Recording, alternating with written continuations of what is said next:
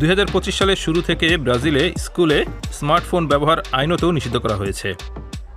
শিক্ষার্থীরা সকালে লকারে ফোন জমা দেয়, এরপর স্কুল শেষে সেগুলো ব্যবহার করতে পারে। এর উদ্দেশ্য ক্লাসে শিক্ষার্থীদের মনোযোগ বাড়ানো।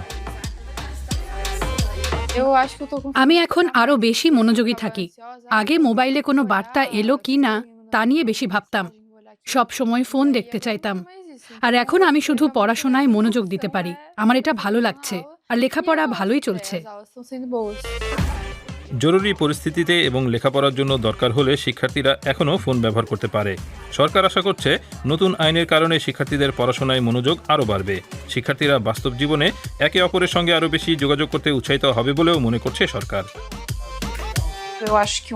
শিক্ষার্থীদের মধ্যে মুখোমুখি যোগাযোগ বেড়েছে, যা স্ক্রিন আর ফোনের কারণে অনেকখানি কমে গিয়েছিল। বাচ্চারা সব সময় ফোন নিয়ে থাকতো। কতটা সময় তারা ফোনে ব্যয় করছে তা নিয়ন্ত্রণ করতে সমস্যা হচ্ছিল। আমরা প্রাপ্তবয়স্করাই স্ক্রিন টাইম নিয়ন্ত্রণ করতে পারি না, তাহলে কিভাবে আমরা বাচ্চাদের কাছ থেকে সেটা আশা করতে পারি? বিশ্বের বিভিন্ন দেশ স্কুলে স্মার্টফোন ব্যবহার নিয়ন্ত্রণ করে তার ফলাফল পরীক্ষা করে দেখছে, যেমন নিউজিল্যান্ড, চীন এবং ইটালি। আর অন্যান্য দেশে বিভিন্ন স্কুল নিজস্ব উপায়ে সেই চেষ্টা করছে।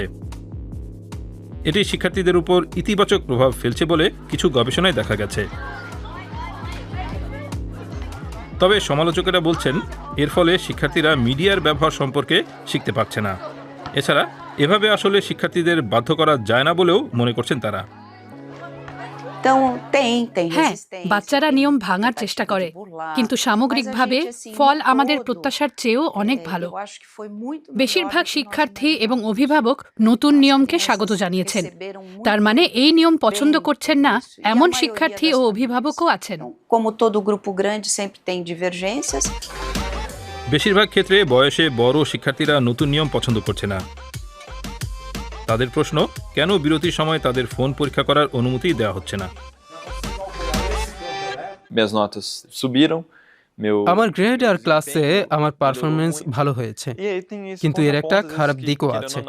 কারণ সত্য হলো এটা কারোর সঙ্গে যোগাযোগ অনেক কঠিন করে তোলে। আজকাল প্রায় সবকিছুই ফোন দিয়ে হয়। স্কুল ছাড়ার পর প্রথমেই আমি যা করি তা হলো ফোন চেক করা।